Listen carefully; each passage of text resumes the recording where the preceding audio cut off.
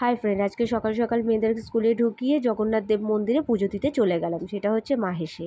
ঠিক আছে, এইটা হচ্ছে মাহেশের সবচেয়ে বড় রথ। এই রথে করে জগন্নাথ দেব মাসির বাড়িতে আসে।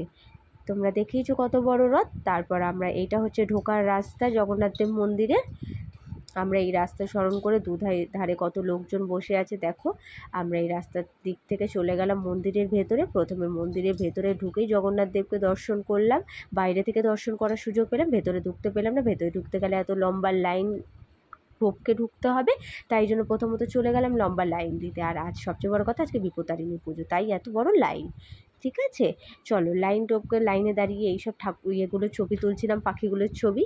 তা দেখার পর এই যে দেখো দুধারে সব কত লোকজন বসে আছে, কত সাধু ফাধু বসে আছে ঠাকুর নিয়ে, কেউ গোপাল কেউ জগন্নাথ দেব নিয়ে বসে আছে।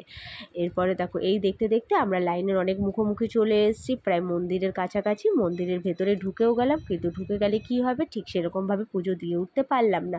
কোনো রকমে নম করে পুজোটা সারলাম। চলো পুজোটা সারার পর চলে গেলাম আগে আমি জগন্নাথ দেবের ছবি তুলতে, মানে ভিডিও করতে। এই যে দেখতেই পাচ্ছ কত সুন্দর জগন্নাথ বলরাম সুভদ্রা, এত সুন্দর লাগছে। জয় জগন্নাথ বলরাম সুভদ্রা, জয় জগন্নাথ বলরাম ও সুভদ্রায়। এদেরকে দেখে প্রথমত আমি এই বলে ভিডিওটা করলাম। ভিডিওটা করার পর কোনো রকমের পুজো নিয়ে প্রসাদ নিয়ে মাথায় ঠেকিয়ে বেরিয়ে গেলাম বাইরের দিকে।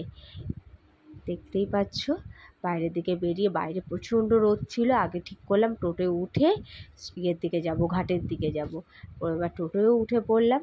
আজকের এই আমাদের ছোট্ট ভিডিওটা তোমাদের কেমন লাগলো অবশ্যই কিন্তু কমেন্ট বক্সে কমেন্ট করবে, আর একটা ফলো করতে কিন্তু ভুলবে না। চলো বাই।